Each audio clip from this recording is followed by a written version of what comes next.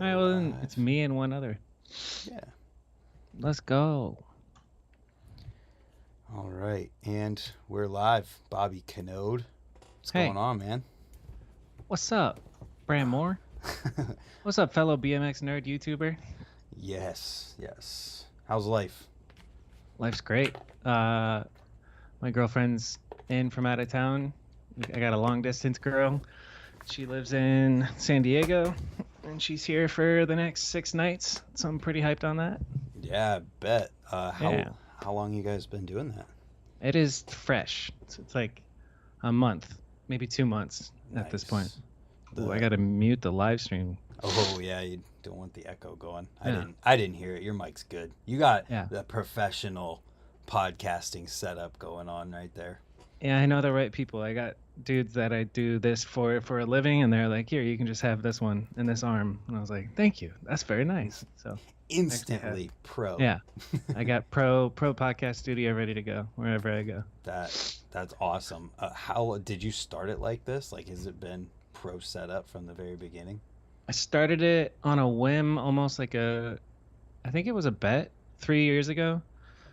I just wanted to, I just got a hair up my ass. I was like, I want to do a podcast. So I brought a single camera with a shotgun mic over to Ryan Chadwick's house and said, let's do a podcast. And we sat on the couch and just talked for an hour, and then the positive feedback was cool. I kept it going for maybe 10 episodes. The consistency is where like it's difficult keeping it going every week. And so Yeah. I did, season one. That's what all the podcasters do is when they fall off, they just call it a new season when they come back. So I did season one, and then season two, I stopped caring about like going to people's places. The first season was all local. So Yeah. the first like 10 or 15 episodes are all just local homies, and I mean they're all pretty dope dudes. So it's, worth going back and listening, but then doing it virtually lately, and I don't know, something. Oh, I went through a breakup in like March or April, and I had a bunch of like pent up energy. So I was like, let's do something. Let's bring the podcast back. So I talked to Daryl Taco, and then within like two episodes from him, partnership with Dig, and that just made me feel all giddy, like a 18-year-old again, like getting sponsored. Like, Yeah. whoa, okay, cool, now it's legit. And so now there's even more motivation to just keep it going consistently. That's the biggest thing, is consistency, and then those clips. Yeah. Have you found that those clips are like helpful for you on it? Yeah, they do better than the actual episodes. Oh, sick. um yeah, that's, and people's, attention span. There's people who enjoy the actual podcast and while they're driving and killing time, but then as you're just a normal human being going about your day, a 1 minute segment, if it's done well, can be pretty entertaining and do some good numbers. So yeah, like some of them, they get almost 100,000 views versus the podcast gets 500 views or 1,000 views. Right. It's pretty wild. Dang, that's pretty incredible. And It's important. I see a lot of comedians do it. That's like yeah. the new wave model. They just put out clips of crowd work with subtitles on them. All the people in the business world that I'm like making money from, they do the same exact thing. Just all they care about is putting out 2 or 3 reels a day that look like the ones that we do, which is just for, I'm just doing it for fun. But yeah, that they're like investing money into hiring me to direct them to say what to say, and then I caption it and post it for them, and there's a whole industry around just Instagram clips at this point. It's crazy. That is nuts, and that helps me because I should probably, dude. I Yeah, have a backlog of like 50 to 100 of these things. yeah, and that's the clips are important. I would highly recommend it. I just spent all of last Sunday talking to 13 people. You were there. You Yeah. you talked to me at the end of the day. I Yep. talked to 13 potential editors, and like 5 of them are super dialed and like ready to, so you say the word and I'll send you an editor and get you going on Yeah. recycling content. I mean, well, I don't. So you're recording them while, yeah, because you post them not as live. So Right. mine would definitely be like super low quality because it'd be a saved 1080 stream from YouTube. But I don't think that matters. No, it doesn't. I like, even with my Zoom, like it's not that high quality. You can see my thumbnails. It's not super high quality, and I'm sending an exported file at 1080 to the editor, so it's like same deal. Uh, It, and it's more about what's being said and how fast and entertaining the clip is, and yeah, if there's a funny thing or an interesting thing or putting other writers on, it feels good to share positivity and love on the clips. Oh, that sounded cliche, but yeah. I mean, it's true. You're like freaking. It's Bobby K, not Gary V. But no, that makes a whole lot of sense, and sounds like I need to find somebody from the Philippines who wants to edit my clips Yeah, you for me. do. Yeah.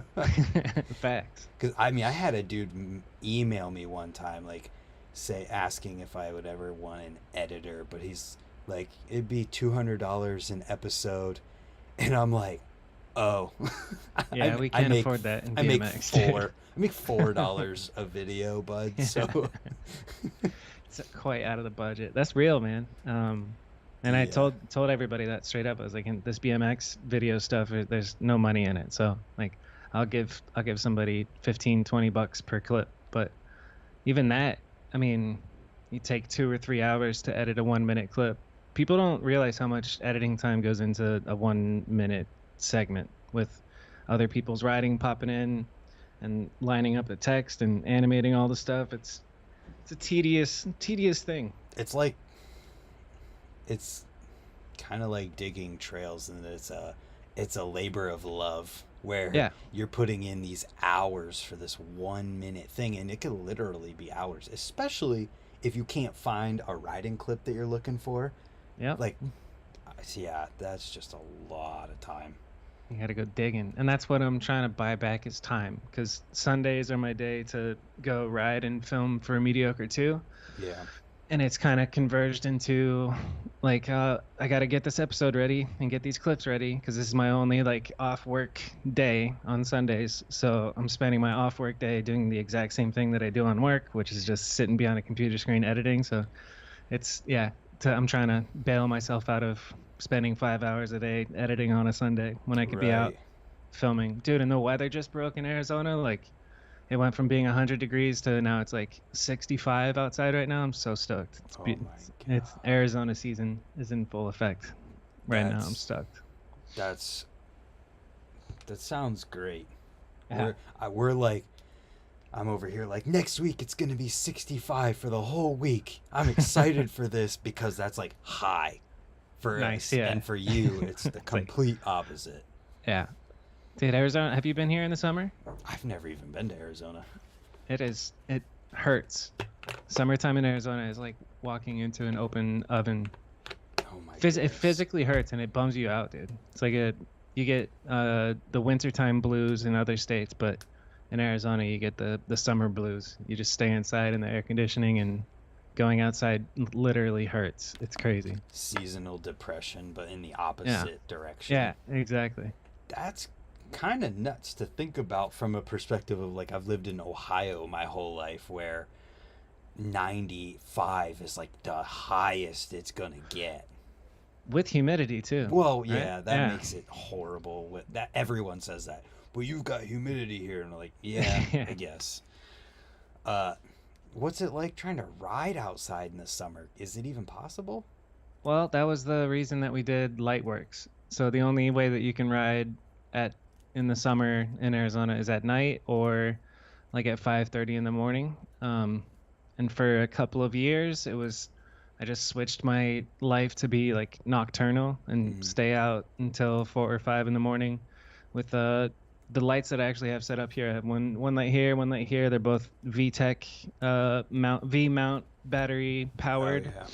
and so we could do silent light up a big ditch. I'm proud. Like some of the clips in Lightworks, we literally lit up huge ditches that you wouldn't expect to be lit, which is cool. And just getting out, yeah, that's the only as soon as the sun goes down, it's like tolerable. It's still sweaty and nasty, but it's yeah, that's the only way you can ride in the summer. There's fools out here that are so committed that they get out even when it's like intolerable, but I don't have that. Maybe when I was 16 or 17, I don't have that anymore. I need some So, like, what's the highest? What's average and what's super high for the summer? Average is like 105, 110. Super high is 120. Oh my god. Where they put out like a extreme weather warning, and sometimes like I don't know if they cancel school because it's too hot. There's been a couple of days where it's like that, where it's like it your shoes get stuck to the road because it's so hot. That's what I And was gonna ask about with tires. Does that happen with tires? yeah, it I don't know. No, but you start sweating immediately and your grips start slipping. I know if you leave your car or you leave your bike in your car over the summer, like your tires might pop and Oh explode. yeah. That's happened. I mean, I have that happen here when it's 75. So Yeah, like, yeah, that's probably even more exaggerated there. yeah. Dude, that like sucks almost. The first thing my mind went to was like, how do you guys deal with that like traffic with AC in your cars and like overheating vehicles and stuff? Yeah, you have to have a car with AC. I was rocking a car with no AC for a couple of years. No power steering, no air conditioning. And I guess you just adapt and get used to it. But if I was in a bad mood and I got in my car which had no power steering, dude, I'd get even more mad. Oh, dude, right? I mean, well, you know how it is. Any kind of like extreme anything added to a difficulty is like, I'm pissed. Just instantly hmm pissed. Uh, do like your cars overheat a lot out there? You see people on the side of the road overheated a lot? Yeah, especially cars. I mean, they just go bad relatively quick out here. I don't know very much about cars. I know that the humidity in other states is like detrimental to cars, Yeah, and so I think we have an advantage here in that it's dry.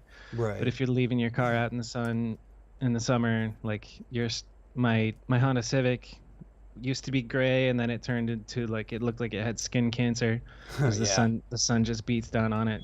And yeah. then you get in your car and it's just everything hurts. Like you touch the seatbelt and it's so hot and everything's just you put your hands on the steering wheel, it's hot and it's just, it's a mess. Living in Arizona, it's, it's good for golfing. That's why my parents moved out here when I was 11. My dad wanted to golf. No way. And yeah, They, I'm really glad he did because I wouldn't have been introduced to like BMX or skateboarding or any of the hip culture that I got introduced to in my teens out here. I don't wouldn't think, yeah, my life would be completely different. wouldn't be a BMX nerd. Yeah, exactly. That's kind of interesting. So like how does Arizona impact BMX for you maybe in a way that like maybe other people don't have it impact them? How does Arizona impact BMX for me? It makes me depressed during the summer and then feel bad about myself when I'm not out getting it every week. But then when the weather is good, you got to capitalize and get out and film. I think I mean, my early memories in the Arizona BMX world is looking up to Drew Hasselton and Clay Johnson and Smoker Dave. I got to like meet them and end up hanging out with like I remember being I don't know 18 years old and I'm in Smoker Dave's garage meeting his wife and his kid and like Drew's over there and they're just like trading bike parts or frames or whatever and then the way that those guys treated spots was interesting and fun. I would be in the back of a van and Drew and Smoker are up in the front seat and I'm not sure if I'm like filming it yet at this point or just a young kid tagging along but there's no windows in the back of the van and I'm just like where are we going guys and then they're like, oh, it's just around here. And then they take a couple extra turns to make sure that I can't pay attention to where or remember where the spot is. And then some random, some interesting Drew type spot or Smoker Dave type spot. Like, those two were pretty unique in their spot obsession. And Yeah. the biggest influence, I think, on me out here is the Happy Medium skateboarding crew. Because they grew up in the same part of town that I did, and I was I think a little bit younger than them, but I went to the first Happy Medium premiere, and it was a movie theater full of people, full of like ratty skater people that were just partying and celebrating, and it happened to be one of the best skateboarding videos ever, and I was there and I saw the madness, and I was like, I want to do this for BMX, and then 4 years later we dropped Mediocre, and it kind of happened, it's crazy. Damn, I just got chills when you said that. Yeah, that's the type of shit that like that wouldn't have happened if I didn't move to Arizona. So I'm happy I did. Yeah, so is that, were you into video before that, or was that the catalyst? I think so. I grew up riding with Cleon. Cleon owns Neighbor's Skate Shop out in Compton now. Okay. And he was the first one who was like, I think I started on a mountain bike, just cruising around the neighborhood. And then Cleon showed me how BMX was cooler. He showed me voices. He showed me Animal Can I Eat? And I was like, damn, this shit is cool. And we would, even when I was just still on the mountain bike, we would borrow our mom's camcorders and film on mini DV tapes and then take them back to Cleon's house and he would show me how to edit. We would learn on BMX forum and uh, No Film School is a Mm-hmm. interesting forum. Yeah. So we just self-taught ourselves how to make videos and learn. I don't know what, like, it seemed like right off the get-go, like Cleon and I were making really good high quality videos thinking back, because from right off the bat, Cleon was a filmmaker for sure, and he was more like heady and more into the actual like filmmaking, and Yeah. I was still into just like BMX and watching skate videos and taking inspiration.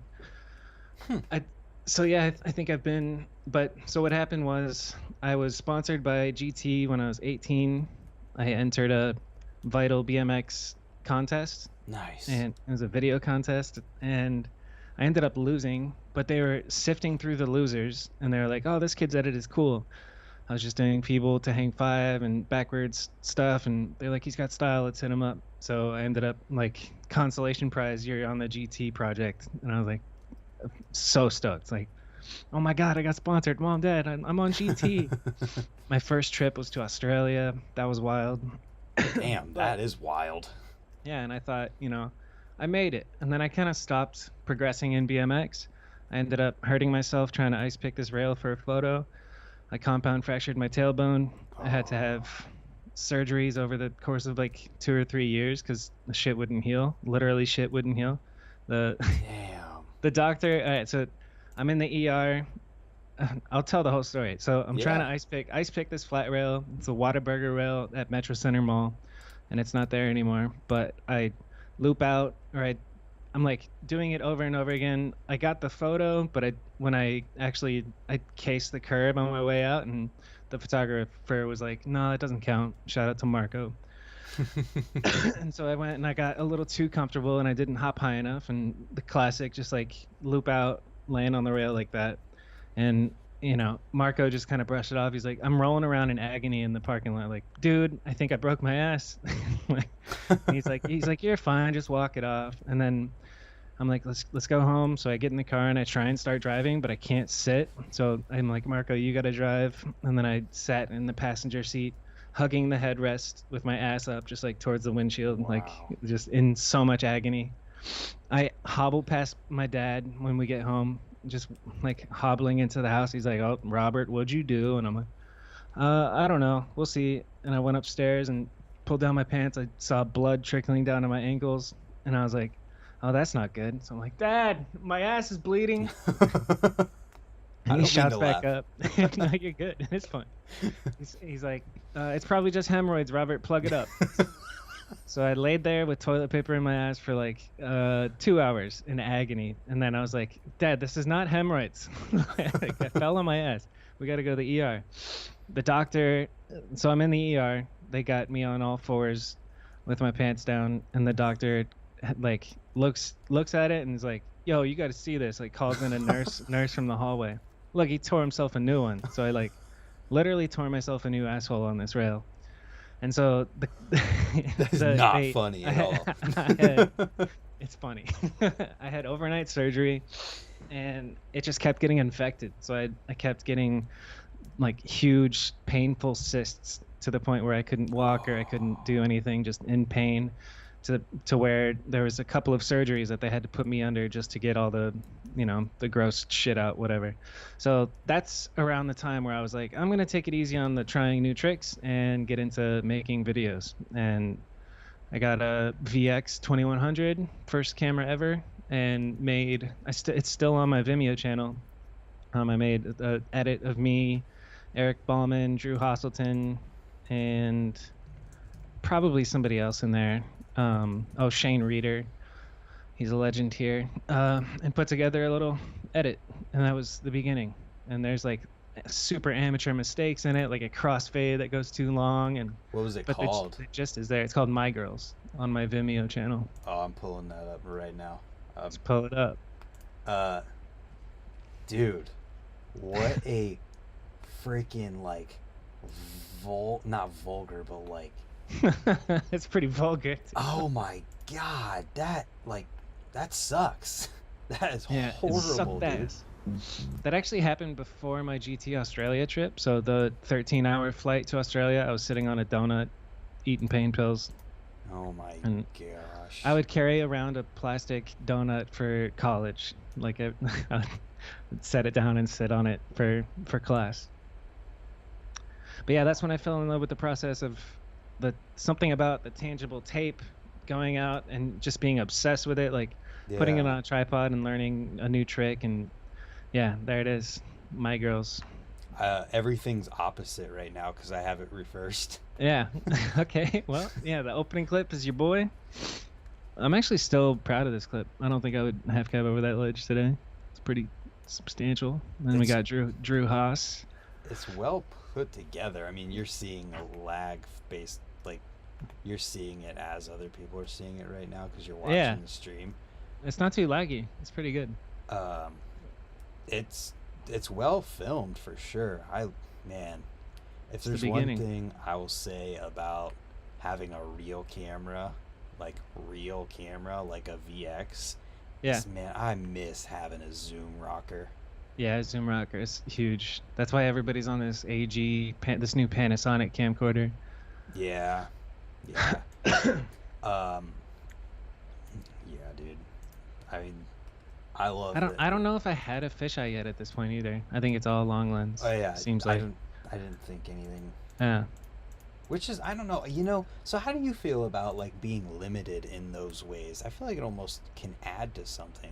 Yeah, that's what I mean. That applies to the old Instagram videos. They used to only be 15 seconds, and that constraint can bring out a lot of cool creativity. Like one of the first teasers that I made for Mediocre at Best, like 15 seconds, I still think is one of the best BMX teasers ever. Yeah, but yeah, constraints make you work with what you got, and in general, I think it brings out creativity and makes it more impressive because you're working with less, whatever it is. I mean, look at Vine. Vine was insane. There were so many great Vines, and they were all 6 seconds long. Like, think about 6 seconds on a timeline editing wise. Like, you can't do anything BMX related in 6 seconds.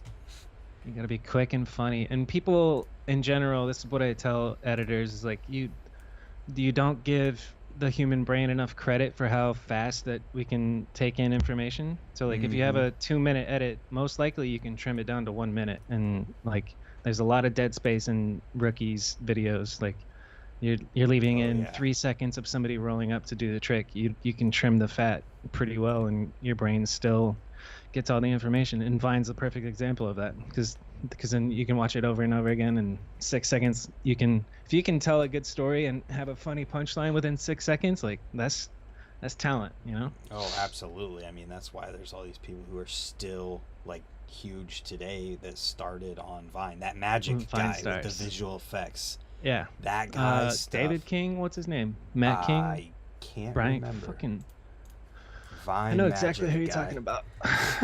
That's Vine what Magic. I'll type in. Zach King. Zach King. Yeah. His shit has gotten next level. I typed pretty wild. Oh, he's incredible. I typed in Vine Magic guy in the old David Blaine Street Magic videos. Oh, that one's good. Yeah. With the guy. The parody? Yes. Yeah, those are classics. Yeah, but going back to that note of like heads and tails on video clips getting cut off, man, that is such a huge thing. And like there's so many videos out there that are 5 minutes long that if they were 3 minutes, maybe even 2.5 minutes, they would be on a whole nother level of like quality. Yeah. And it applies to cutting out shit that, like, I don't know, when you're like I'm working on a full DVD, like ideally I'll have a timeline put together, well trimmed, and it'll be an hour long. But then the final product should be like 30 to 40 minutes. So you're Mm. cutting out a lot and you're leaving leftovers on the floor, but you want to just put together the best piece that you can. Yeah, and maybe people who are in BMX today or are just paying attention to what's going on now have no idea how much of like a resume you have as far as BMX videos go. Like you've done a lot. Yeah, it's kind of crazy to think about. What? When somebody talks about like that 10,000 hour rule, like you're not Yep. a master of anything, I'm like, I think I'm a triple master at this point. I've put Oh yeah. 30,000 hours between being behind the lens and behind the computer and in front of the lens. Yep. I've done it for a long time. Yeah, Yeah, there's it's no weird to doubt. think about. And I What? still have imposter syndrome. I do these interviews and I'm like, these guys don't know who I am, but it's cool. Thanks for coming on. Well, Like that's it's wild. eh, eh. Imposter syndrome's a good thing. Yeah, I always feel that way. I I am think it's natural. constantly like I am literally always like looking at other stuff that happens and I'm like, "Oh man." Like like I'm not worthy of anything. Uh but speaking on some video stuff, what are the highlights for you as far as what stuff you've done? uh, so I emailed Ryan at Sabrosa for like 6 months straight. Every couple of weeks, I'd be like, "Hey, you find a filmer yet? Hey, you find a filmer yet?" I think was when Miles quit and they were looking for a new filmer. I heard like from Chadwick that Sabrosa needed a TM/filmer, Mm-hmm.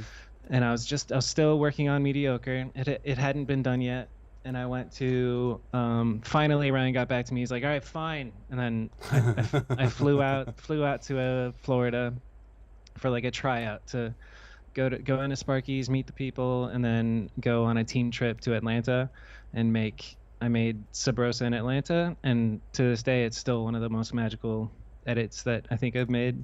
Those the three big Sabrosa projects that I made are probably the ones I'm most proud of, aside from Mediocre at Best. Mediocre at Best is like the my main. The magnum opus. Yeah, the magnum opus. I don't think I can top it ever, but we're just doing it for. It's actually like bothering me that I'm calling it Mediocre at Best 2 when it's not all the same riders, but it is what it is. Anyway, yeah. So Mediocre at Best, Lightworks, and then the three big Sabrosa videos. Sabrosa in Atlanta, super proud of. Sabrosa in Albuquerque, also super proud of. And then Sabrosa in Vegas was my first foray into making a good HD BMX video. Mm-hmm. And working with the constraint of Sabrosa's black and white color or absence of color rule, and then I did a little like very simple video trick of like leave color on Oh Sabrosa yeah. in Vegas, and a lot of people hated it, a lot of people loved it. I thought it was a cool way to like keep it Sabrosa but also freshen it up, and just the riding in that shit was awesome. Putting that Yeah. together, I was really proud. Yeah. So while I'm pulling this up here, can you kind of explain what that means? Like Sabrosa leave in color. Vegas. No, the leave Oh, color thing. I'm pulling it up so it'll be there, but yeah. while you're talking about it, it'll be there.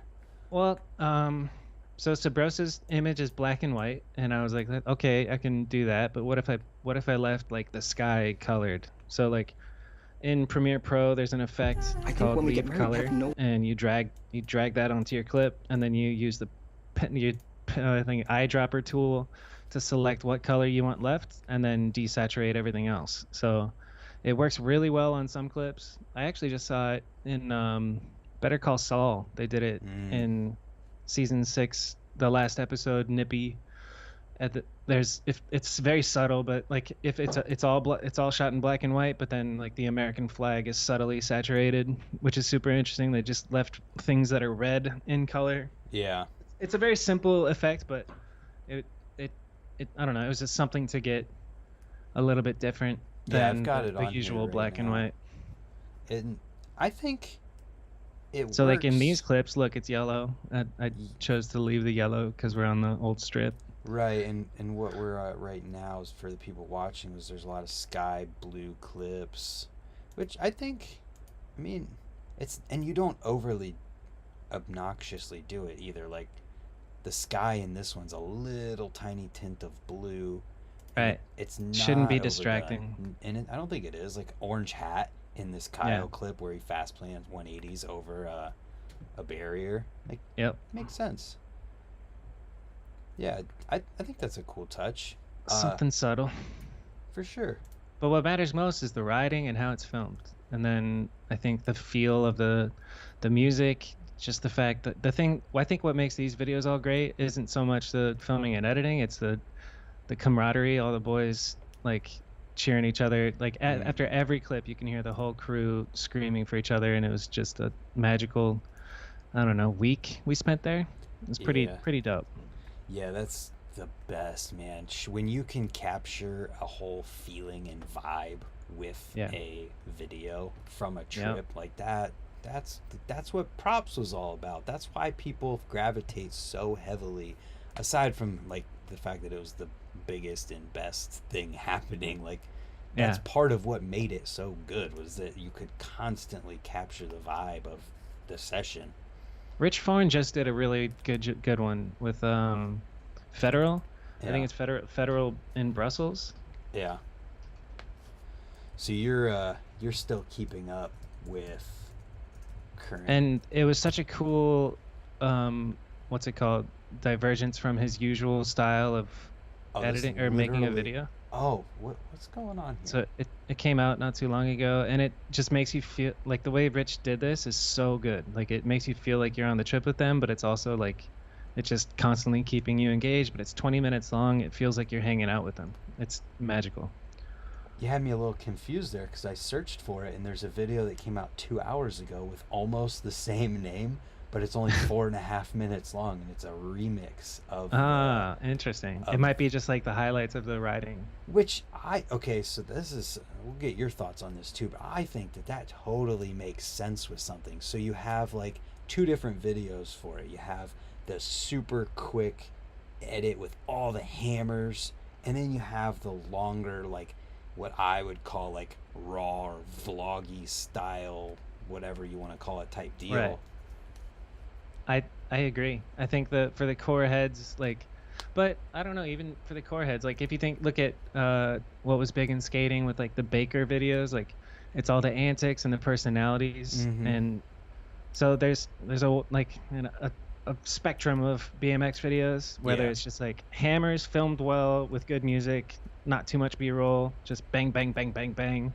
Then there's what the Federal Rich Foreign Brussels video, which is bangers, but like also antics and like life around it, and Bruno Hoffman getting mad at Rich Foreign at one point in the video is hilarious, and just you feel like you're hanging out with the crew, showing all the failed attempts before a landed trick is entertaining. Like Yeah. for the especially thinking of BMX from like the layman's perspective, they want to see. I know I especially like I don't know. Let's think of an example for a snowboarder clip that I come across on Instagram. If I see them failing 5 times, then I'm rooting for them, and then when they land it, I feel that sense of like fuck yeah, you know. Oh yeah. But Nobody you makes take for granted finals. how hard something is if you just show them landing it and landing it perfectly. Because Right.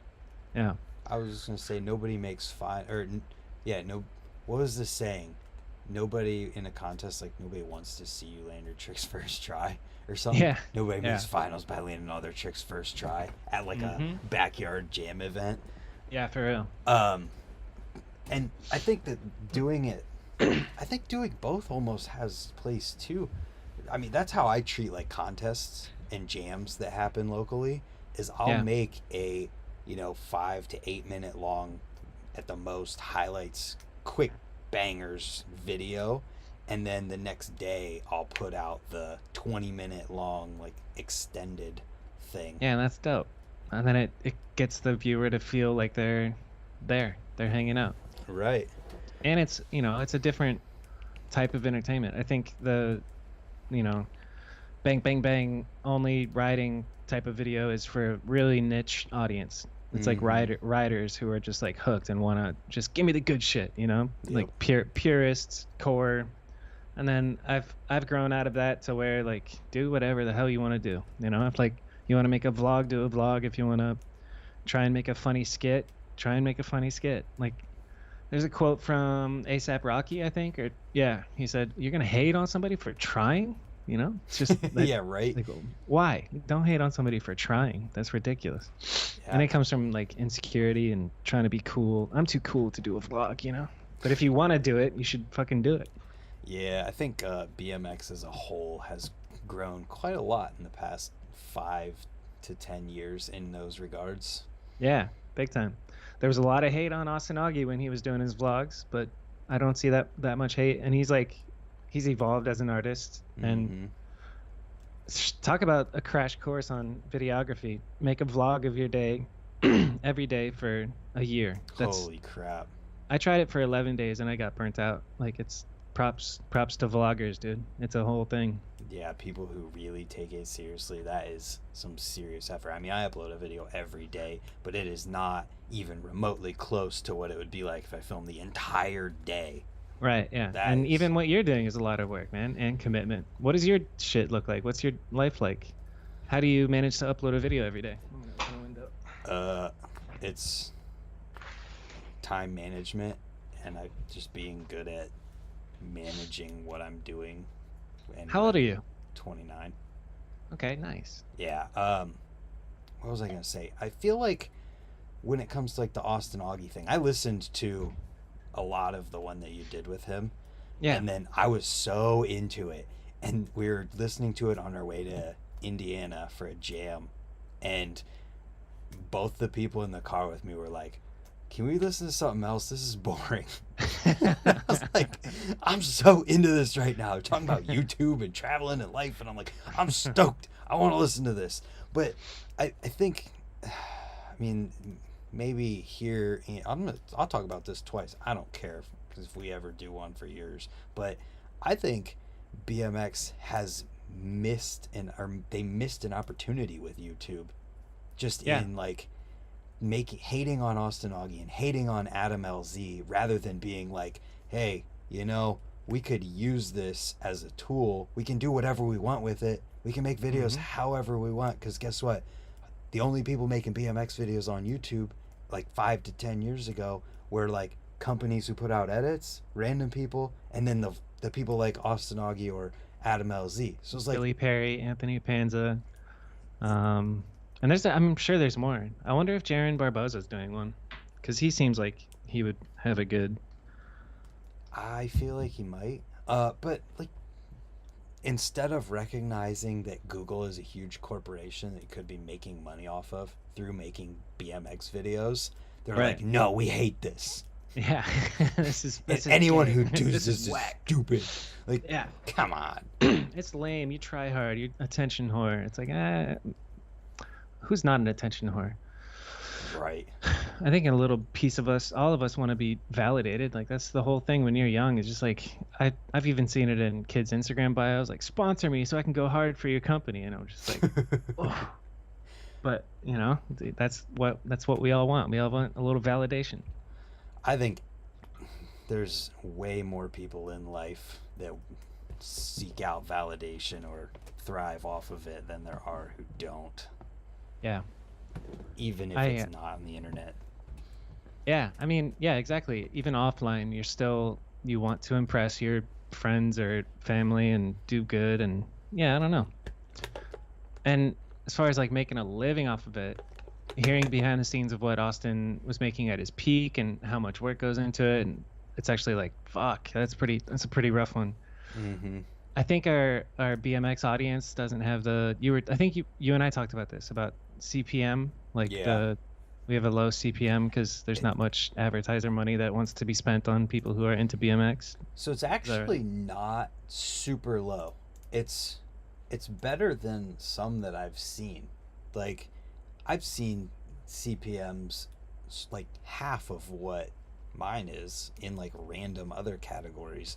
But I was just listening to a podcast last night with this guy who's made fishing videos since he was 12. Yeah, 13. I saw you posted the clip. Yeah, I posted that clip, but they talked about the money side of things. Like, I checked on the amount of views this guy's getting. He's getting less than 1 million views a month, and he said a bad month for him is 15 grand. That's I awesome. was like, what?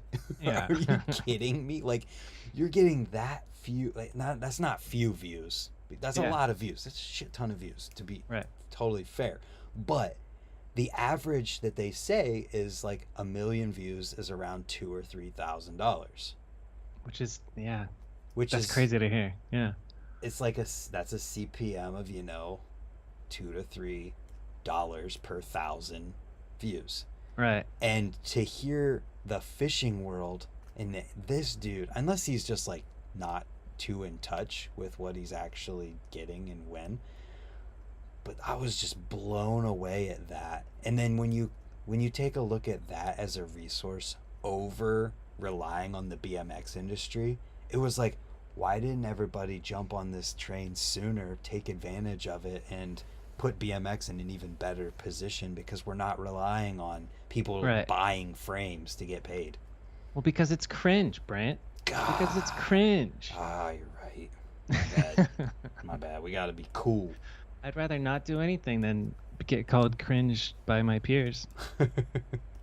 I'll just stay in my little hole and work on my tricks. But And that's the other thing is, like, some people don't have the, personality for it, or they don't want to share a video all the time. And YouTubing is a lot of work.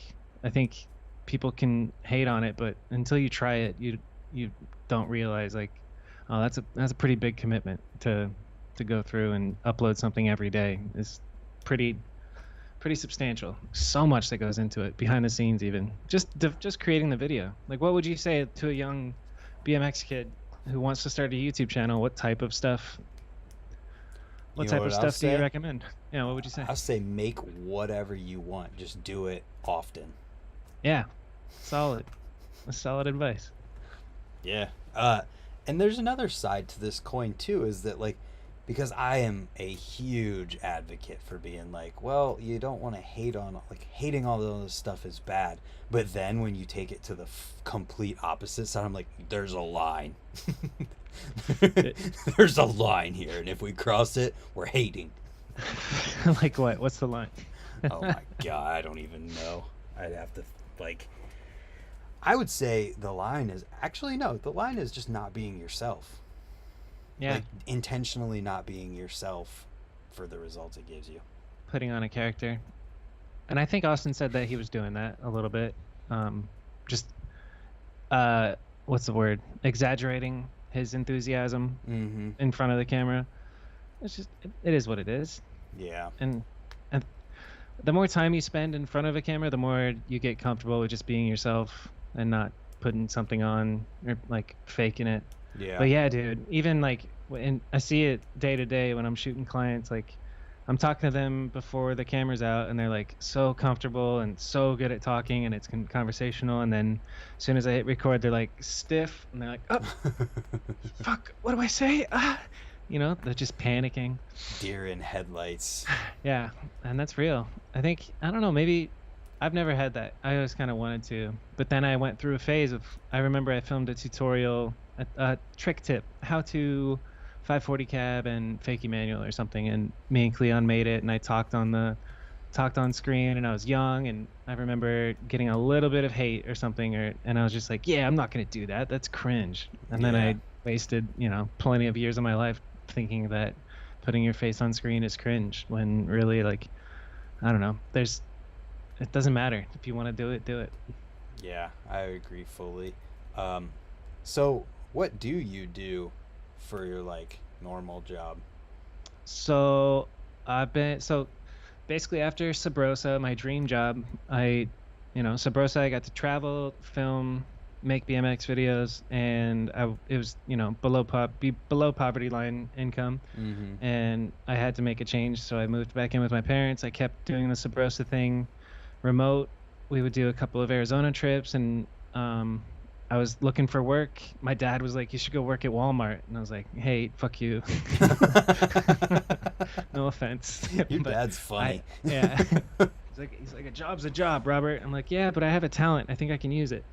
So I reached out to a bunch of real estate people. I ended up getting a job being a podcast manager, and I learned a whole lot. I worked for this guy for 4 years, slowly from like $300 a week to $500 a week to eventually I think like $800 a week. Just kind of being his one man army for running a podcast, editing, posting, shooting commercials. He had me learn how to build websites. It was a good 4 years of hard work for not as much money as it's worth, but Mm-hmm. like just young and hungry. It was definitely a lot better than BMX money, and I was like, okay, dope. And then Yeah. we had a falling out, and I've started my Canode video company.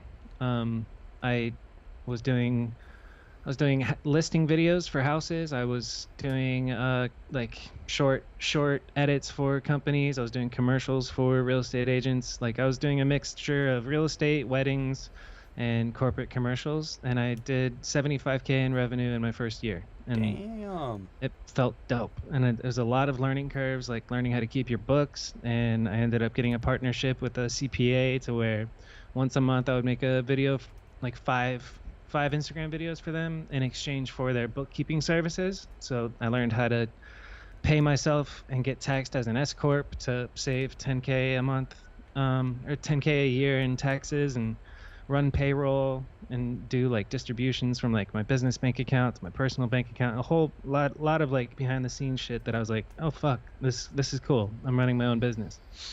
Then my two biggest clients, my most reoccurring clients, Jamil and Pace, they blew up in the real estate world and they brought me with them basically. So I had a good salary job working for their education company, just making commercials, Mm. literally only making commercials for these two courses called Sub 2 and Astro. They teach people how to get into creative finance and how to wholesale real estate. And then 2 years later, I made the jump to work for exclusively for Jamil. So I work for Jamil Damji, and I make his content, or I run his media team. We have editors, and I'm responsible for posting on his Instagram, his TikTok, his Facebook, and directing, creating, coming up with ideas for YouTube content. And yeah, just being. Lately, it's been a lot of meme making, trying to take funny memes and make it relate to real estate, and then those do well on Instagram. It's crazy. Like I got his TikTok in the last 4 months from 3,000 followers to pushing 12,000 followers now. His Instagram has grown a bit. His YouTube is steadily growing up. We have a full operation. Like the YouTube can run without me. We have an amazing editing and posting team overseas, which they keep the ball rolling. They're doing a YouTube video every day, two shorts, one short a day, one YouTube video a day, and then three reels, three TikToks, three. It's a lot. So like even right now, I'm in between. I've posted two so far, so I got one more post to make later on in the day, and some videos to review to make sure that they're good to be released, and just catching typos on the Instagram clips and going back and forth, like assigning priority on what projects to work on if you're on the editing team. And Damn. that's I'm creative director is what I dubbed myself. Creative director for Jamil Damji. But really I'm just video guy, one man army video guy. Dude, that is legit. Mm-hmm. That is mega legit. It's super sick. And it's cool. I'm stoked on it. Oh, and they also happened to get a TV show. Jeez. And we were shopping around for a production company to shoot a commercial to air on A&E. And we were getting quoted, 20, 25 grand. And I kind of said, hey, I think I could do it. And they're like, all right, let's do it. So I one man army. I took a budget of like $2,000 so that I could hire a gaffer, Yeah. a sound guy, and a lighting guy. And then I directed, I cam opt and edited two commercials that aired on A&E, which is pretty cool. That's like one of Wow. my biggest accomplishments. Shooting Yeah. on a Sony FX6 and S-Log and all the color grading and all that. Like looking back on it, if I watched it right now, I'd be like, I hate that, but it's like definitely professional enough. Like you wouldn't think twice about, oh, this is amateur work. It's professional. But I always, as soon as I say that, I'm like, I'm not shit. Like I look at Joe Simon, I look at high level like videographers and filmmakers, and it's just Mhm. I haven't scratched the surface of like what could be done. That's incredible. Do you have any aspirations to take that further and go to what could be done, or do you like what you're at now? I love doing what I'm at now, but I like, and what I'm doing now is churn and burn. Like it's content, so it's not taking months on one project. It's Mm-hmm. taking minutes on 17 projects and just cranking out as many short form pieces of content as you can. So that's exhausting. And what I'd like to do at one point, which I'm sure we will, is create something that combines Jamil's humor, my ability to like storyboard and create a good short film and create a, Hollywood level, I don't know, really professional level commercial for one of their courses. Again, I've done many of them, but yeah, I'd like to make some funny skits is kind of what I wanna. That's my next aspiration.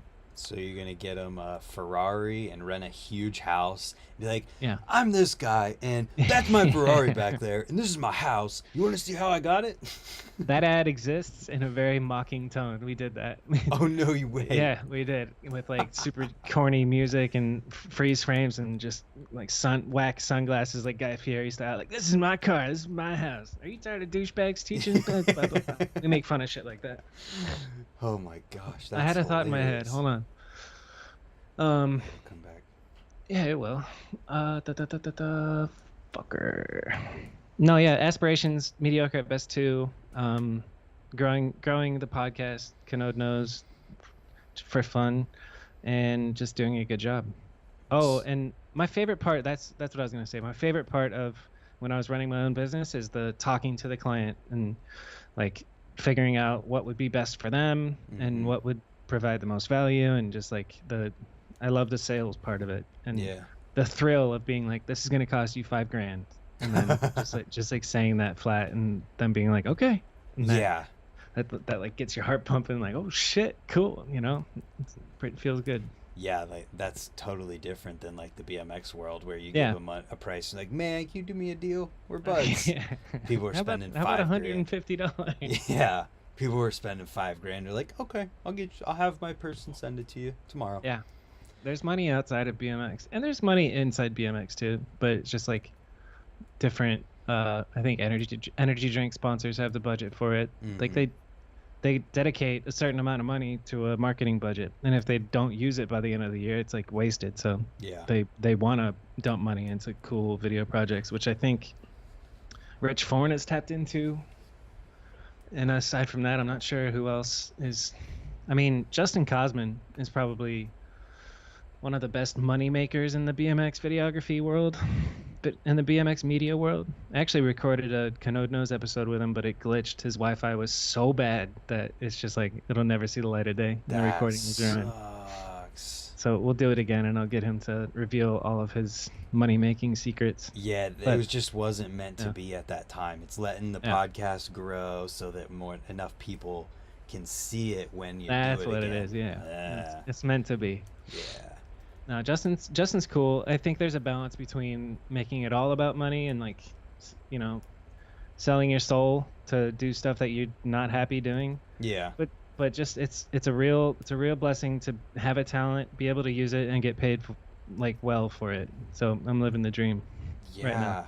I had no idea about all of that. That's incredible, dude. Like that's good work. Thank you. Like I mean, You you're get pushed doing off a cliff and you have to fly. well, see, that's the thing. That's exactly what I did one with Poor Boy Steve. You know, Yeah. that guy's clothing company. Uh-uh. He literally said that he like went full scale with it because he had a job as a manager at wherever he was working and he was trying to get Poor Boy off the ground, and this is like in the early 90s, late 80s, something like that. Maybe late 90s.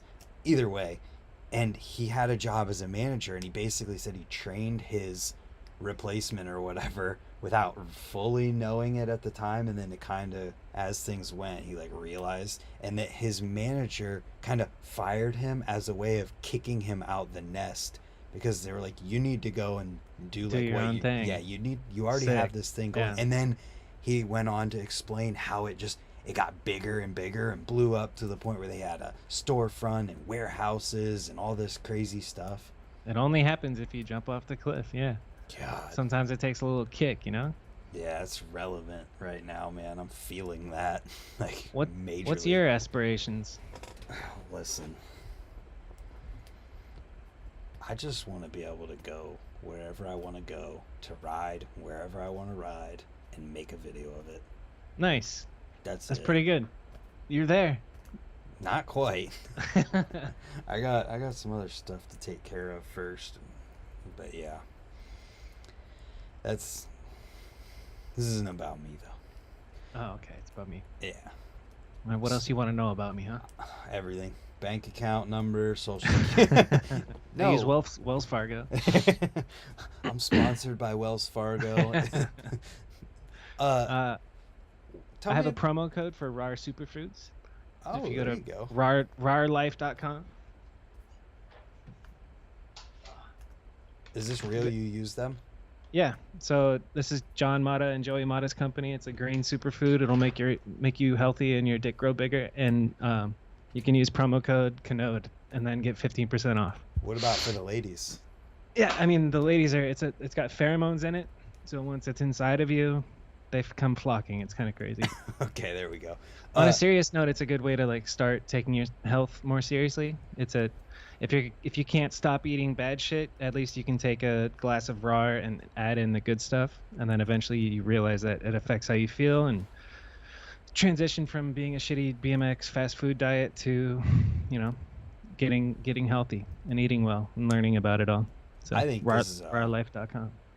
very important topic here because I mean, you lost a bunch of weight Show did. and got Yeah. healthy, and let's talk about that because when I remember whenever I saw you at Ray's, you definitely are much Oh, I thinner was right thick. now. And Yeah. how do you do that?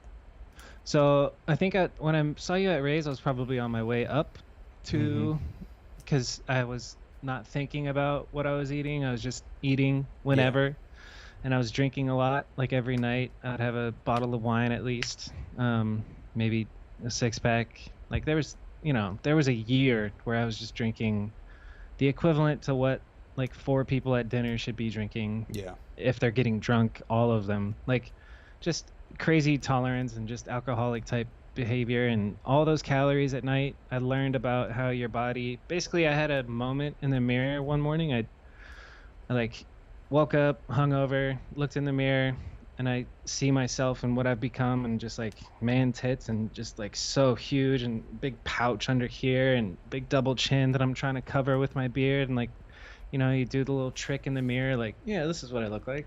You like make a face, but the scale doesn't lie. I was pushing up to 280, 285. And Man.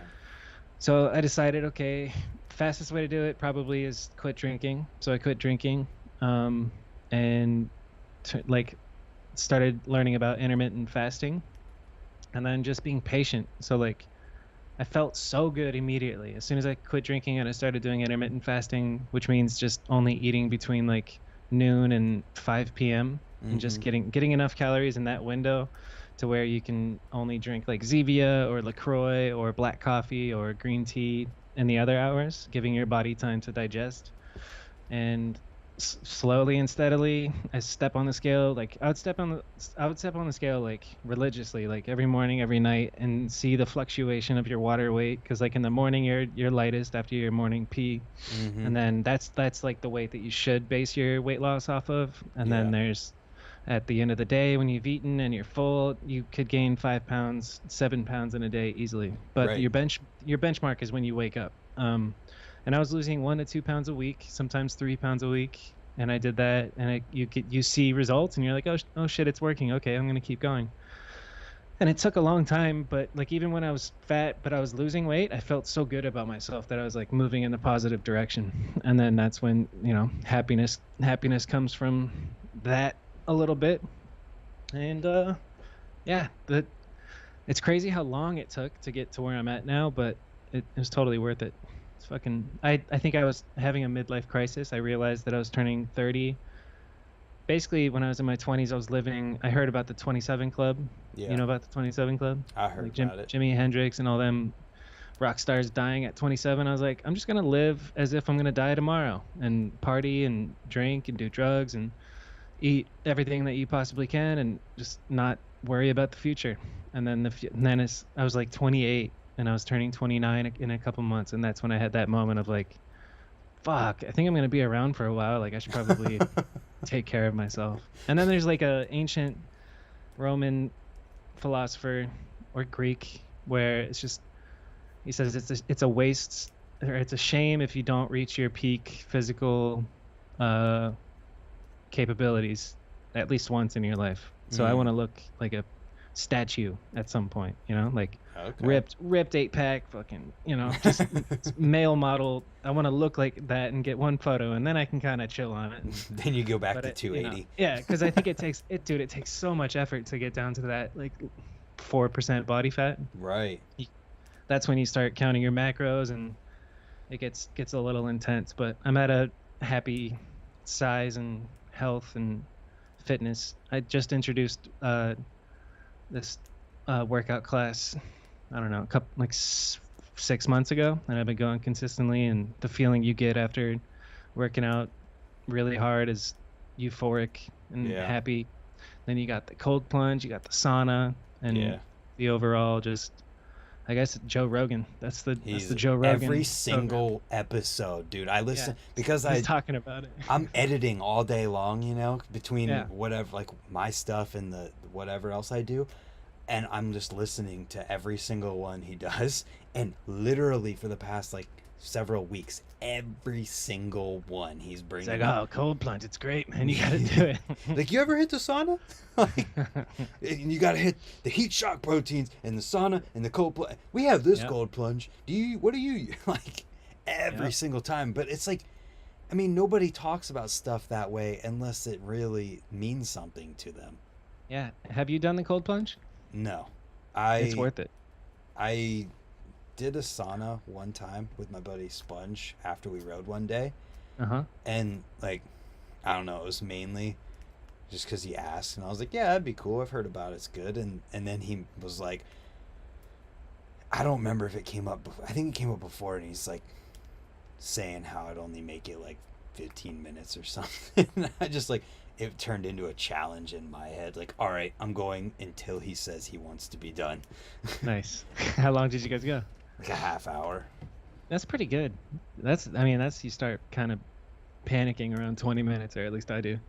Well, I sat on the lower thing too. He was sitting on the top one, and I'm like, I got better. up there for a second, I was like, oh no, that hurts my skin. That's like too much right now. Yeah.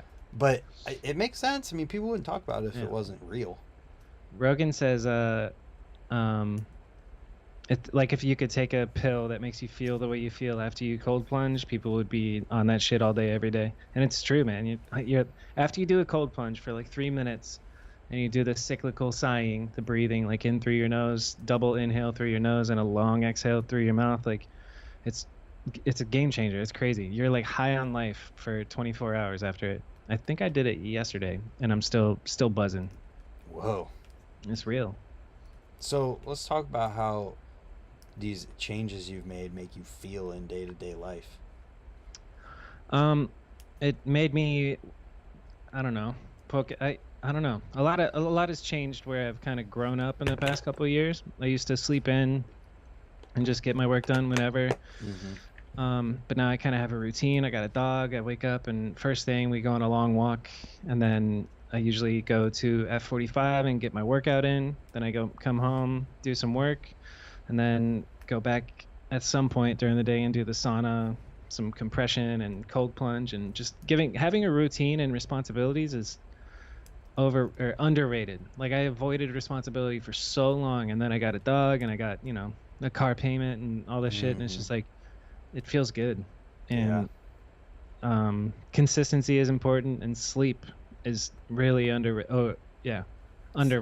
Like, sleep is the one thing everybody could change to improve, regardless of what else they're doing. Like, I'm taking it to another level. I'm going to bed at 8:30 and I'm waking up at 7. Like, it's so much sleep, but it's really good for me. I have this ring, it's the Aura ring. Oh, is that what's on your finger right now? Yeah, I've measures seen the YouTube ads. It measures my my old heart rate and tells me how I slept, and like, I'm the king of sleep, dude. I get crowns every morning. I check the app, and the app Boom, 91 optimal. Like, Oh. and then let's go back to yesterday. Let's see how we did yesterday. 95 optimal. Sheesh. Yeah. So I sleep is important. It's really important stuff, I think, for BMX people to hear because, like you, I mean, I didn't have a moment where I was like looking at myself and I was like, oh my God, I have to do something. But there's a dude who used to hang out at our trails. It was just like a older drunk guy who's always drunk. And I walked back into the trails one day, and this was before I started wearing medium shirts. I was still Yeah. wearing small shirts, and he like hit my stomach and was like, "You're getting a little weight already." And I was like, instantly, I was like, "No." And that's when I got a scale. And dude, I quit eating. I like cut sugar and pizza because I was eating Nice. like literally because my girlfriend's a diabetic, so like she can't really have a lot of pizza because it affects your blood sugar for days. Oh yeah. And so she would eat like 2 pieces of this large pizza, and I would eat the whole rest of it. And we Yep. were doing that like every time we went to the trails. So I cut that out, and I cut out sugar as much as I possibly could because I was also eating these little Debbie fudge rounds, Yeah. like the big version of those. I was eating 2 of those every morning for breakfast. Wow. Every That's just an single morning. insulin spike for breakfast. Oh, dude, my Yeah. and so I just stopped doing that, and I lost like 15 to 20 pounds in a month from Yes. because I was Because your body riding. can finally process, like it's when insulin is present in your body, you're not capable of burning fat. It's crazy. So Ah, anytime you eat like even a tiniest piece of chocolate, your body reacts like, oh shit, there's sugar. Let's send insulin to transport it to our cells to use it as energy. But if you give your body a break from sugar and carbs, then it starts looking elsewhere for sources of energy. And it's like autophagy is a Nobel Prize winning discovery where your body starts eating its own cells, where it's dead cells and rejuvenating itself after X amount of hours fasted. So that's huge. That's one of the benefits of not spiking your insulin all the time. And then insulin whoa, sensitivity is one of the biggest like markers for like how long you'll live. Like so yeah. Spiking that your insulin in is, the morning is fucking dude, crazy. I'll send you a that, YouTube channel yes, that breaks that all down.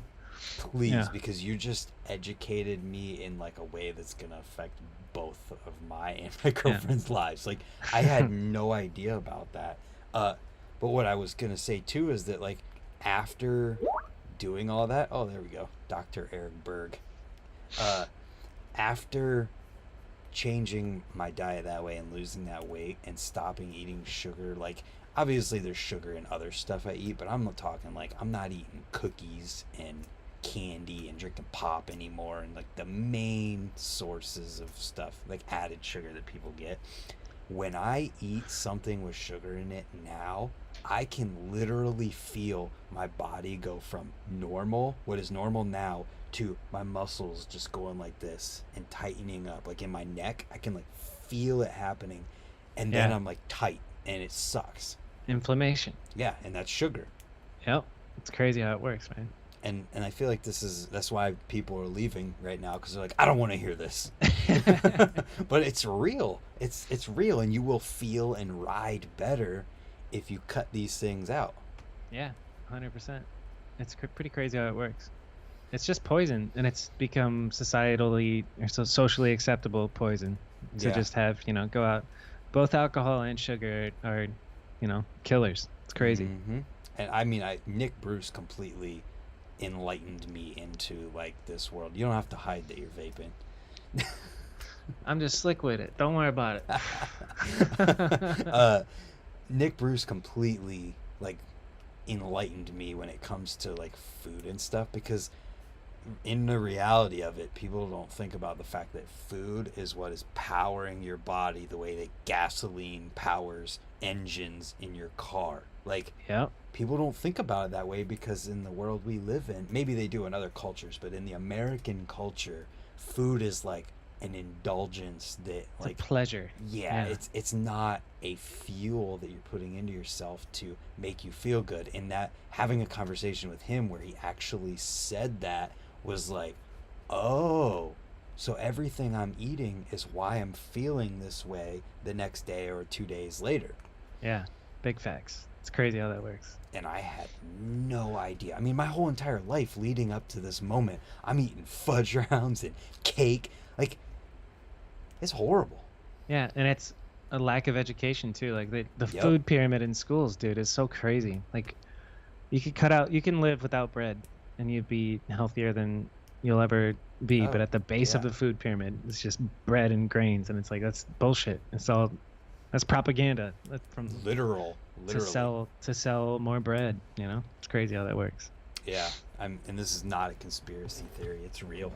Oh yeah, 100%. They paid off doctors to say that sugar's not that bad for you. Yeah, that's another thing Joe Rogan likes to bring up. Yeah, yeah. Uh, it's totally real stuff, man. And like, I mean, the only time I have bread is if I'm eating hamburgers.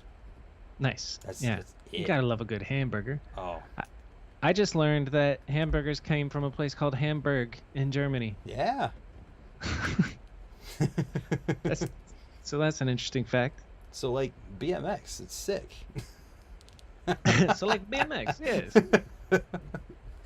I don't know. I just think stuff like this is important for people to hear because we live in like a very enclosed bubble in the BMX world where, like if we're when we're talking, especially when you're talking like the pro side of things, like there's not a lot of money going around for the average pro BMX rider. So like when you think about what you're eating, you're just eating whatever you want to, I guess. Yeah, you can live off of one like Filiberto's burrito per day, and that's only $8 or $9, and then you can spend the rest of your $20 per diem, if you're lucky, on Hmm. booze and weed.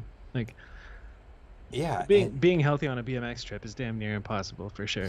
well, yeah, it Yeah. totally is. Even like, and not even just talking about like a pro BMX trip where you're with your team. Like when you're with a couple buddies. Like even me and my girlfriend on a BMX trip, it's hard to eat good. Yeah.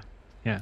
Uh, but I think there has been a trend shift in the past, 5 whatever years of people starting to like learn more about eating better and making Yep. some better choices. And you see that a lot, especially you see it with some of the sponsors people are getting. Yeah. Like that juice. What's the one that Dak, salty? you're talking about. Salty is one. I Is that think that's what Dak is on, salty, and then Nathan's on that. And I think that they're paying good, but that's just a good, healthy, like, I don't know, shot or something. I don't Mm-hmm. really know what salty is. And then JJ is starting his own company, Plants Basically. Yeah. Joe Imada and his brother are starting RAR. Yep. Yeah, it's really dope. I think the health industry or health food industry is interesting. There's Right. I mean, if you're listening to this, go check out RAR on Instagram and you can see a story, a 10-part video series where he explains how hard it is to get into the business. And he's been a one-man army for 10 years now, which is crazy to think about. But Yeah. yeah, and I think the trend of being healthy, taking care of yourself, exercising is spreading through BMX and setting a positive example. Like, I don't know, maybe at one point, like the videos you would watch, like if, for example, the Baker or the Miles Rogish Sabrosa days, like where it's just like 40s and blunts and Mm-hmm. pizza, like that was just the cool thing in What was the come BMX. up But days? yeah, and that I think that those days are over, and hopefully there's more positive, like, hey, take care of yourself, don't drink too much, and I mean, smoking weed ain't bad for you at all. Smoke weed and eat healthy and ride well and feel good. Yeah, I mean Yeah, be positive. that's the whole reason I even bring this stuff up is because like I want to be able to ride as long as humanly possible in life and Hmm. feel good and be able to just do what I want to on my bike. Like I don't want to be limited by, oh, my knee hurts because I ate sugar and it inflamed my whole body and now I have an Yeah, ache in this place where I fell five that's years real. ago. That is You, absolutely real. yeah, I think one of the biggest pieces of advice is weightlifting as you get older because it keeps your bone density and Mm, all those benefits and your tendons and like just when I hop on my bike now after 6 months of doing this like rigorous exercise, I can feel my body, my knees feel stronger and more like stable. My back feels better when I'm popping bunny hops. But I don't ride enough to feel on top of my game right now. I gotta make another comeback. We gotta do. I have like a minute and a half of footage for my part, and I really need to like start going to the skate park every day and practicing and getting back into it, Yeah. so I can do a couple of the scary things that I want to do, and then call it a retirement part. You know? Yeah, I mean, nothing wrong with that. You probably always ride, but Yeah, exactly. I'll always love cruising around the neighborhood. I love riding with my dog and smithing ledges and doing 180s. But as far as like risking getting hurt for a clip, I don't have that much desire to do that anymore. yeah.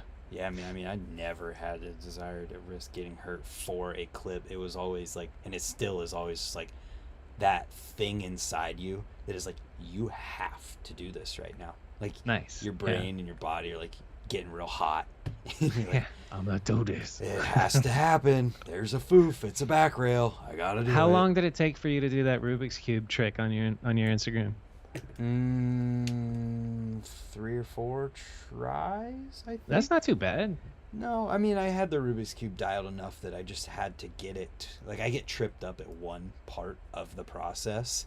Yeah, And I 'cause just you had to reach a get a good certain one. point and then it's an algorithm, It's right? all, Like it's the it's whole thing is memorization. algorithm. Yeah. But, like, you can get to a certain point just by looking at it and Yeah. doing it. But, like, yeah, it's basically just getting to a certain point and getting past where I get tripped up. I just needed Yeah. that to happen one time because I didn't care about speeding it up.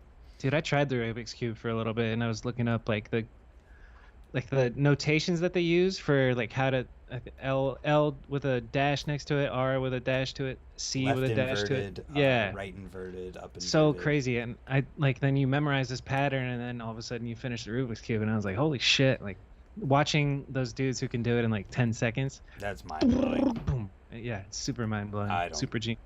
I don't get that one. I love that. That's one of the videos on my channel that's like stays semi-viral. Not like anything crazy daily, but there's always comments on there like, "You're slow." Like, okay, I don't. This was You're pretty freaking slow on the Rubik's Cube, buddy. This was 5 years ago, and Yeah. this video's got 1.5 million views on it. Like, I don't care how fast it did it. That's funny. Another thing, talking. How long have you been YouTubing? Sorry. Oh, you're good. Man, this is a full story. Let's save this for if we talk on yours. Okay. Because there's a lot that could be Okay. said for that. How long you been YouTubing? I've had a YouTube since I was like 18 or 19. Yeah. There's like a separate channel called just Canode that has some old gems, like cell phone video from back in the day of me doing a backwards manual on flat, Ooh. like a trick tip. When? Okay, so 18, 19. When would that have been? Let's see. I'll send you the link. Oh, there's Oh, I already two. have it. I got three. Canode with a green circle. Yeah, I got that one up already. Yeah.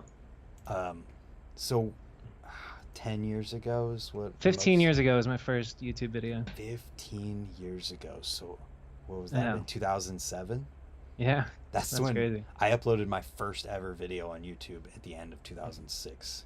Nice. So same, but not as consistent. You've gone a little bit harder than I have. Yeah. It's cool to see though. Ooh, here, I'm gonna play the first ever video you have on this channel. We got a long Let's do it. manual on a sidewalk. Manual to see the Dollar Tree. Oh wow, is this a minute and a half? Okay, it's not a minute and a half long. It's short. Manual. The banger is like a 180 on a 3-stair or something, or a 360. This I think is a so 180. sick. I'm not gonna lie to you. I cannot wait to have this conversation with you about mine because I love looking at this stuff. Dang, this is like all one line. Oh yeah, we had the speed bumps. So 15 years ago, would you have been 18 or 19? Yep. This is pre-sponsorship, just loving it. Dude. This is like I first started getting into BMX. Did you have a coaster? You had a coaster Yeah, 15 years ago. I was early on the coaster game. You did a backlash with a coaster. I did. That is sick. Yeah, I was hyped on coasters. I think Carl Pointer, Bruce Chrisman, that was their heyday. Who did I see Yeah. that made me want to get a coaster? It was Carl Pointer. Oh man. My neighborhood homies had Shook It's On or something. I think that's the one he has a part in. And yeah, Carl Pointer was my hero because he did shit that looked like I could relate to. I was like, okay, Mm-hmm. I can go backwards. I can learn full cabs. Yeah. Dude, one of the clips from him that's burned into my memory forever is from the Flow Dirty East 2006 video. He 180s this long and low box jump and then turns the tire to the side in a T-bog and is just sliding backwards in a Yep. T-bog. And it's just like, that's one of the mind-blowing, The fakey slider. yeah. I have one in my part that I'm gonna do that is taking that onto a very scary spot. I'm pretty excited. There's a little Nice. dude. There's a dude on Instagram who does the craziest sliders. Little slide. Have you heard of him? I thought you were gonna like casually bring up Tate. Like there's No, this Tate. dude on Instagram. Everybody knows Tate. Yeah, no, that's why I was like, Lil There's one Slide. dude. I'm sure you've seen clips, but his Instagram is Lil Slide, I think. Oh, there's another dude from over in the UK or something. Can't Ride BMX or whatever his name is, where he like he'll. Oh gosh, you're gonna have to find that. There's too many there's too many rappers showing up in here. Yeah. Lil Slide. Uh, but the dude from the UK who will Maybe it's Can't Ride. maybe that that is who him? you're talking about. He will freaking fakey around a bowl corner and end up straight again. No, he's doing the same shit. Can't Ride BMX is doing a long slider on his Instagram 1 week ago, but no, it's a different person. Oh well, I'll send it to you at some point. I'll find it. Okay. Yeah, so how But is yeah, I love that trick. stuff going for Mediocre at Best too? Uh, we've been filming for 4 years. I have I'm halfway done with my part. Clay Johnson could have a full part already. He's got a couple of like scary things he wants to do. Mm-hmm. Robbie Digital also has been stacking. He has enough to put out a section, but like he wants to do some. This is the part where it's like, let's get the scary stuff that you want to get done Oh, yeah. done. RJ Orr is a very well-rounded dude from, I think he's from the Northeast at Pittsburgh, What's his name Pennsylvania. again? RJ Orr, and he rides fast. He goes fucking. He's sick, and he's slept on. Yeah. Nobody knows who he is, but then we got Zach Beerley, Nick Bonnell, Nice. Hayden Schimmel's got like a mini part. Jeff Westcott's got a mini part. Him and I just chip away. Joey Mata is gonna have a part, Nice. and that's the part I think. Like once Joey comes back around to being motivated and getting out, I think that's when the video will kind of get more momentum. And it's all momentum. Yeah. It goes in waves. It's like Right. we're either getting out 2 times a week and getting like 5 clips every day, or like not at all for a while. And my life's pretty busy, so every week when they're like, "All right, we riding?" I'm like, "Sorry guys, I got this podcast shit I'm doing," or "Sorry guys, I got I'm filming an event out of state," So it's just prioritizing things in life, and then you Yeah. get to throw a girlfriend into the mix, and then all kinds of stuff. But it is a Yep. priority to finish this big overbearing project. But yeah, it's coming, and maybe next year. I thought for sure I was gonna be able to do it by December of this year, because the original premiere was like 2013 or 14 in Mhm. December, and I was like, wouldn't it be cool to have it on the same night? But Oh. ain't gonna happen. It's a passion project, and there's no deadline, so Well, I'm just gonna keep filming until I got something I'm happy with. And I'm trying to think, like, you've seen the first one, because it opens with a party line.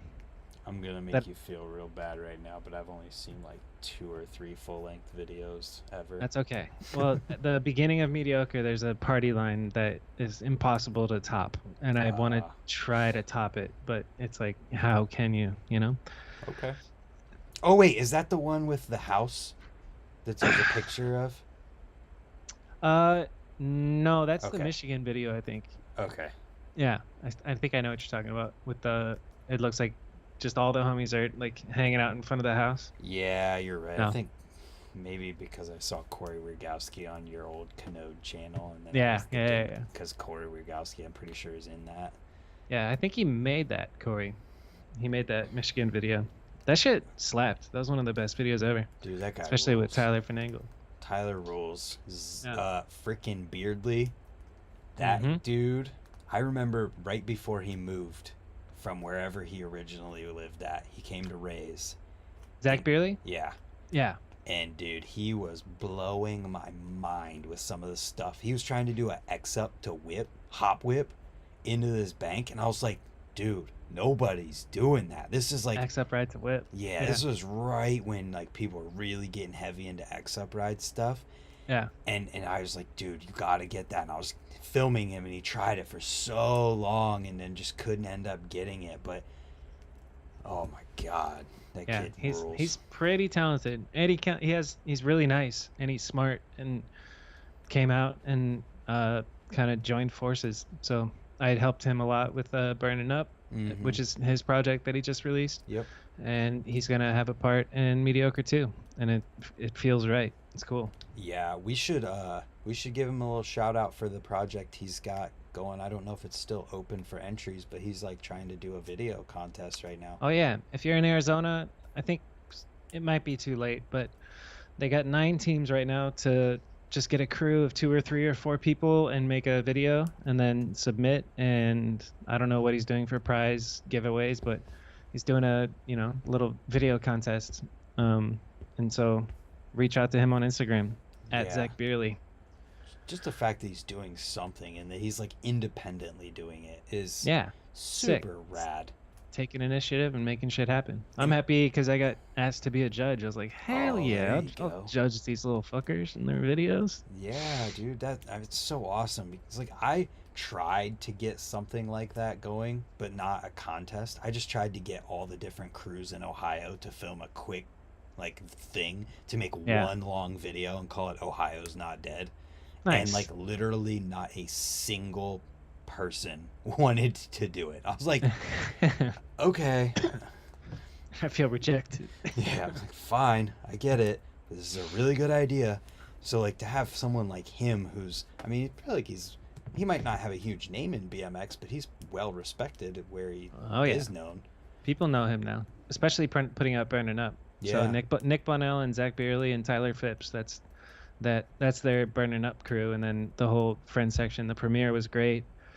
Yeah, they've earned their spot in BMX history for sure. yeah, It's pretty it's sick. gonna be And just cool. doing shit like this is cool. Like Hmm. Clay Johnson and Robbie Digital, they put on the Street Fighter BMX Jam, so we're gonna do another one of those when Mediocre's ready. And then Zach Beerley's putting on this video contest, which is dope. It's like there's been video contests before in Arizona, but yeah, it's just cool to keep the scene connected and alive and bring some, I don't know, attention to it. And there's a shop out here, Unity Yeah, Ride Shop, is doing a lot. yep. I'm partial to Gordy's bike shop because I worked there, and they'll always have my heart. But as far as like throwing jams and stuff and group rides, Unity's doing a lot. So shout out to Unity and Gordy's, Yeah, man, that's the bike shops in Arizona. that's awesome to see people doing stuff like that. Like I definitely have you noticed a resurgence of full length videos? I feel like it's coming. Yes and no. Yes. Yes. Yeah, sure. I I mean, don't know. I fucking hate. I'll buy every full length video, but I'll only watch it if I digital download. Like I own TAIF, the one from oh yeah, yeah. Schubert in Canada. Yep. I own Burning Up, but can only watch it on because I don't have a DVD player. I have an Xbox, but I'm not pulling it out. Yeah. And I'm sitting on a box full of DVDs. I think full lengths are good. I think the method of watching it has got to change. Like, there's hard copy BMX, Yeah. that dude from, I think, Texas, who collects DVDs. Mm-hmm. I still owe him. It's like prepackaged, ready for me to mail it out. The signed copy of Lightworks. So Nice. yeah, I don't know. DVDs are still alive for like if I for Mediocre 2, for example, I would only make 100 copies Yeah. and see if they sell because DVDs are dead, Yeah. But full lengths, like if you get a crew together and put something out like Fiending, like a 15-minute, Mm. 3 or 4 part video, or Burning Up is a good example. Like you got 3 full sections and then just friend sections. It feels more complete and cohesive, and it's like a sit down and watch it with your homies type shit. Yeah. As opposed to the 1 minute Instagram clips and just keep scrolling. Right. You know. Yeah. How do we build more hype on that kind of stuff in BMX? On full length. Yeah, like I feel that videos get treated very similarly to Instagram clips these days, where it's there for maybe a little longer than an Instagram clip because those die after a couple days. But like a video might be talked about for a week or two, and then it's kind of like dead after that. I think the big value in a bigger project that lasts a long time and put a lot more effort into is the in-person aspect of it, bringing everybody in the scene together to party and watch it. Yeah. And just that memory of sharing that night together. Yeah. And having your shit on the big screen. Those are 2 of the best nights of my life. The Mediocre premiere, the Lightworks premiere. Those 2 nights will like shape. I don't know. They'll be with me forever. Dude. Because that's what's missing is, there's Instagram, but you're alone with your phone. There's the video that you can watch on YouTube and maybe watch on the TV with your homies, but it's just not the same as like going somewhere for a big premiere. Like the Angles premiere was so sick in California not too long ago, maybe a year or so ago. Yeah. That was dope. I'll say that is absolutely true, and it is way easier than you would think to get your video to play in a movie theater. I did it. Yeah. I did you it. Rent a movie theater for cheap. It was $350. Yeah. And that was my cost, and then nobody had to pay tickets to go in. That was just, you could just go and watch it. So like if you wanted to try and pay your, like, recoup your money, you just say, all right, $5 to watch the video. Exactly. Yeah. Or you sell DVDs. Like I only made videos when people bought them, and I made like 70 DVDs, and that was just like people around here and stuff. So like anybody can do this stuff, and anybody can get their video to play in a theater. It was such an easy process. Like all I did was fill out Cinemark's online form, and then I was in correspondence with the lady who was like approving it, and she's like, I need to see something to approve. And I was like, well, I don't have it done yet. Like it's gonna be done. She's like, oh, I don't need to see the whole thing, just like part of it. So I sent her just 2 sections. Nice. Immediately emailed me back. I was like, oh, this is fine. And I was like, they just have to make sure it's not like murder porn or something, Right. So just have a party. And when I did it, it was in the middle of COVID. So like the theater capacity was cut in half, and everybody's supposed to wear masks or whatever. So like, whack. I still had almost everyone I was allowed to have in the theater. I was at capacity basically. So like anybody can do this. And you should. I'd encourage everybody to, or at least like try, gather your homies or find that one friend. But the worst rider in the crew, you got to become the filmer. If you can't. Where everybody films everybody. If you can't make it through the trails, you're the dedicated filmer. That's me. Oh damn, that's funny. Everybody in the crew's got to provide some value. You can be a character, you can be the funny guy, you can be the best rider, you can be quiet and not have a personality, but as long as you're the best rider, you got value. And then if you're the worst rider with no personality, you better get a camera and start making cool videos. Yep. I'm fucking kidding, obviously, but there's a little bit of truth to that.